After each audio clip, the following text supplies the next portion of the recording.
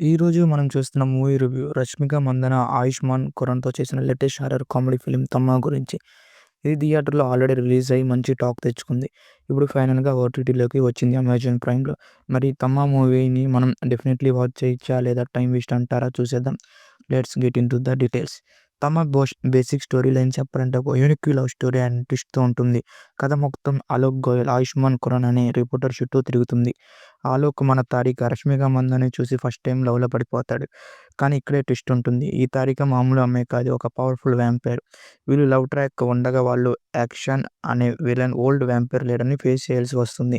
మరి ఈ love and vampire ఫైట్‌లో ఎవరు గెలిచారనేది మన మెయిన్ స్టోరీ ఉంటుంది. అండ్ ఫస్ట్ హాఫ్ అయితే చాలా ఎంగేజింగ్‌గా ఉంటుంది. అలోక్ కామెడీ టైమింగ్ అండ్ రష్మికతో అతని కెమిస్ట్రీ అయితే నెక్స్ట్ లెవెల్ ఉంటుంది.